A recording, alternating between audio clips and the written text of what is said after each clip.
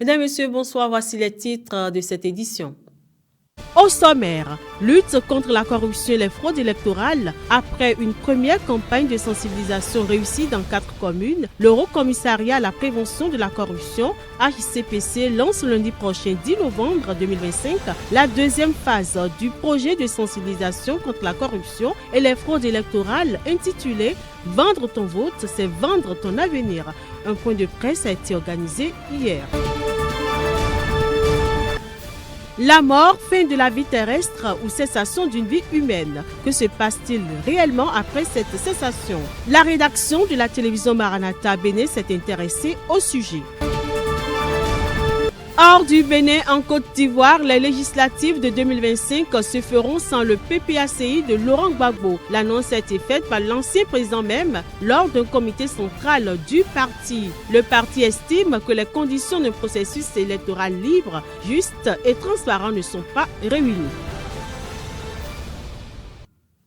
Mesdames, Messieurs, à nouveau, bonsoir.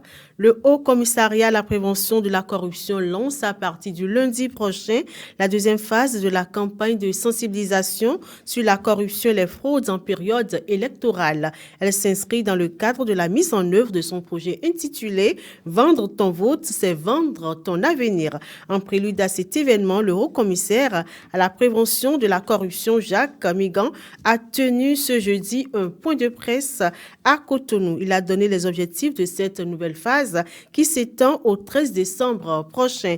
Dans le cadre de cette deuxième phase, une nouvelle thématique a été intégrée, celle portant sur la corruption et les fraudes électorales afin de garantir la transparence, l'équité et la crédibilité des élections générales de 2026 dans notre pays, le Bénin.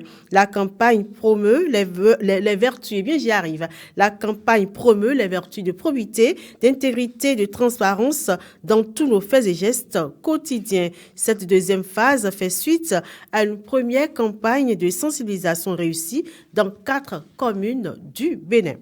Chaque jeudi, à l'église La Bergerie de Dieu, le temple devient un lieu d'énergie féminine et spirituelle. Elles sont mères, épouses, commerçantes, mais surtout femmes de prière. Ici, elles se forment, s'édifient et fortifient leur famille dans la présence de Dieu. Suivez le reportage que nous proposent Félicité Boton et Aimé Gbenou. Ce jour-là, le message s'inspire de Rebecca, une femme de foi et de courage. À travers son histoire, les femmes apprennent à écouter Dieu avant d'agir, à bâtir leur foyer dans la sagesse et la patience. Des conseils conjugaux pratiques viennent nourrir leur quotidien. Rebecca minamoro finiti no mechere fide wen. Bodi nu mawo. Etu mawo. Bode chido mawo. Botun ro mejire e mawo ko je go siwa nu mi on da gbeje na nu mi do mawo tun we nu da gbe nu yen o mawo tun Jeremy si o mama ka do mi tele aburo mejire mawo tun ti to de do mi jile biye do un tun le ro tere mbro do mi jile bo le ro tere nka bro nu mi on e le ro te nyanya un le nu nyanya nu mi ya da gbe en so te nu mi mo ache mu Rebecca mun kun je nu melewu bo ede ti do mawo mawo do nu e lo me on ma wera so e lọ́wọ́ yo e so biodo ma kan kilo ta kimea e so biodo ma kan de bio e tun sun e dagbeja e tun kun to me lo bobo wa tí ó bo igbe bodi do e de ti to ma ho ma do mi ro de han ta 125 de han ta canton aton go me buro me jere me de ti do ma wo le o you know ti so siyan ton ro you know da o pon pere kun a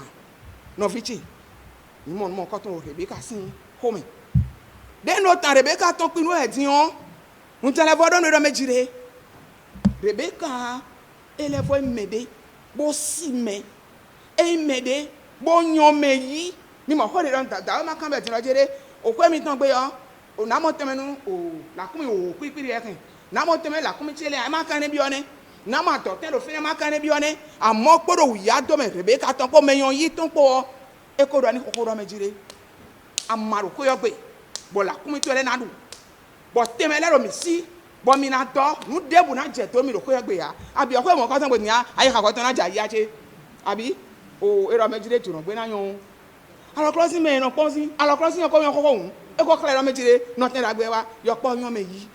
Mo me mo ko ton da siton. Bo me ka yon me yi o de so. Ma ko ma do me dire. Nu do dire mi yon me yi yo. Mi na yi ka bo un sagun lesin ti ron. Le temps de prière est un moment fort. Les femmes se lèvent pour leur famille, leurs enfants, leurs activités. Elles intercèdent pour la paix des foyers, la bénédiction du commerce, la santé des malades.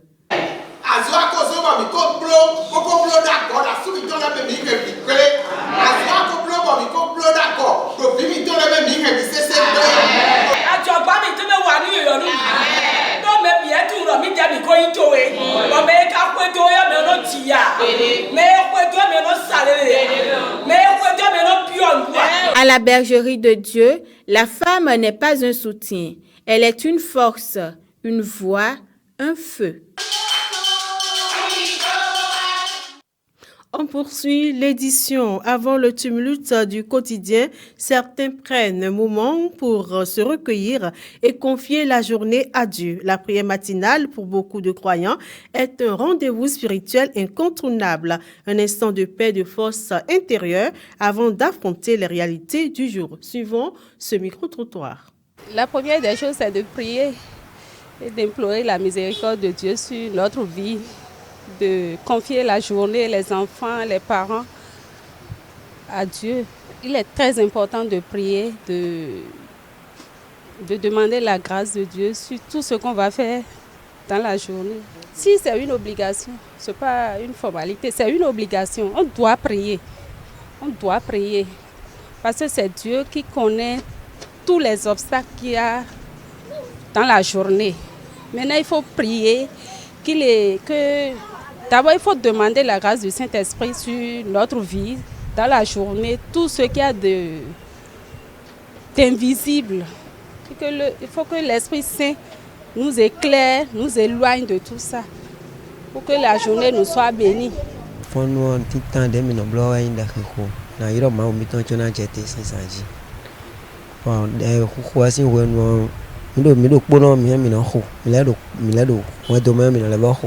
Natela do point domaine mo do pok po konton le po mi na le vo da ko tanda menwe fonza zante una khode o nko to wa ikpadido adokpe fo awa bio khwesoke après khwesoke o eto an bio tona ndona homla mauchi parce que hemi do zame bon fond bon mo kan hi kwa menzia fo ba fo zenzia wa ba waze don susuni non ko de ni ojanwe njamla yon no ko nkale fon no ko fifon we nda ko ewe no fon mi bo mi no fon eyin mi me bi de do so eni o we fon igbe a don nu mi fon bo mo gan ko de me mi mo mi na zun fe o na no kure mfon za ito na ko de nu won do chi fi chere ka che go chere bi no jijo pa la fi apo mu yesu yo na mo ho ni da masa kuro sin kom ma na me gba sin la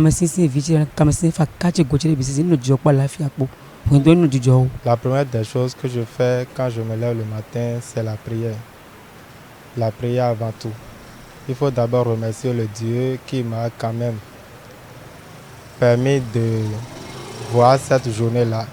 Il faut d'abord le remercier et confier la journée aussi à lui. C'est une obligation parce que tu ne sais pas ce qui va t'arriver dans la journée. Donc avant tout, il faut d'abord confier la journée à Dieu. La mort paraît si mystérieuse qu'elle suscite question sur question, réponse sur réponse. Chacun y va selon sa compréhension des choses. Mais qu'en dit les Saintes Écritures? Le vice-président de la Confédération béninoise des églises évangéliques SKEB, révérend Nazaire Nkwadode, nous dévoile la vérité divine sur le sort de l'homme après la mort. Il y avait, je lis à partir de verset 19, il y avait un homme riche qui était vêtu de pourpre et de fin lin, et qui chaque jour menait joyeuse et brillante vie.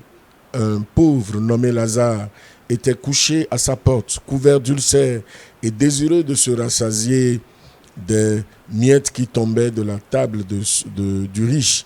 Et même les chiens venaient lécher ses ulcères. Le pauvre mourut et il fut porté par les anges dans le sein d'Abraham. Le riche mourut aussi, et il fut enseveli. Dans le séjour des morts, il leva les yeux, et tandis qu'il était en proie au tourment, il vit de loin Abraham et Lazare dans son sein. Il s'écria, « Père Abraham, aie pitié de moi et envoie Lazare pour qu'il trempe le bout de son doigt dans l'eau et me rafraîchisse la langue, car je souffre cruellement dans cette flamme. » Lorsque le premier mourut, Lazare, quoiqu'il fût pauvre, ce n'est pas parce qu'il était pauvre, ce n'est pas non plus parce que l'autre est riche qu'il a eu le sort qu'il a eu. Donc le pauvre mourut et il fut porté par les anges dans le sein d'Abraham. Lorsque le pauvre Lazare était mort, je vais laisser le détail de sa pauvreté, il était mort, il était porté, les anges de Dieu étaient venus le chercher et l'amener dans le sein d'Abraham. Mais il y avait le second. Lui, heureusement ou malheureusement, il était riche et ce n'est pas son état, son statut de richesse ou de pauvreté qui ont conditionné, qui ont induit le sort qu'il a eu. Il mourut et la Bible dit, il fut enseveli et il s'est retrouvé dans le séjour des morts. Donc, c'est les deux destinations qui sont réservées à chaque humain. Qui que nous soyons, quand nous mourrons, il n'y a pas de position intermédiaire. Hors du Bénin à présent, en Côte d'Ivoire, les législatives de 2025 vont se faire sans le PPACI de l'ex-président Laurent Gbagbo. En RDC, rencontre ce jour entre les délégués congolais et rwandais à Washington. Et pour finir, en Syrie, le Conseil de sécurité de l'ONU a levé jeudi 6 novembre 2025 les sanctions contre le président syrien. La compilation des nouvelles hors nos frontières porte la signature de Sinatou Aoyo Adjovi. En Côte d'Ivoire, les législatives de 2025 se feront sans le PPACI de Laurent Gbagbo, annonce en une l'infodrome. C'est l'ancien président qui l'a lui-même annoncé jeudi lors d'un comité central du parti qui a décidé de boycotter le scrutin, estimant que les conditions d'un processus électoral libre, juste et transparent ne sont pas réunies. C'est ce qu'explique le site d'information ivoirien qui rappelle également que les prochaines élections législatives sont prévues le 27 décembre dans la foulée de la présidentielle du 25 octobre remportée par le candidat du RHDP Alassane Ouattara. En RDC, les délégués congolais et rwandais doivent se retrouver ce vendredi à Washington. Une rencontre organisée dans le cadre du comité conjoint de surveillance, le mécanisme chargé d'assurer le suivi de l'accord signé le 27 juin dernier sous les auspices des États-Unis. Ce mécanisme a pour mission de recevoir les plaintes des deux parties, d'examiner les accusations de violence et de tenter de résoudre les différends, et ce alors qu'une partie du territoire de l'Est congolais est toujours sous le contrôle de l'AFC M23 soutenu par le Rwanda. En Syrie, le Conseil de sécurité de l'ONU a levé jeudi 6 novembre 2025 les sanctions contre le président syrien par intérim et ancien djihadiste Ahmed al-Shara. C'est une reconnaissance des engagements de l'administration post-Bachar el-Assad à lutter contre le terrorisme. C'était également une demande de l'administration Trump alors que le président syrien est attendu la semaine prochaine à la Maison Blanche. Ce journal se refait. Merci pour votre attention. Rendez-vous demain à la même heure. Plaise au Seigneur.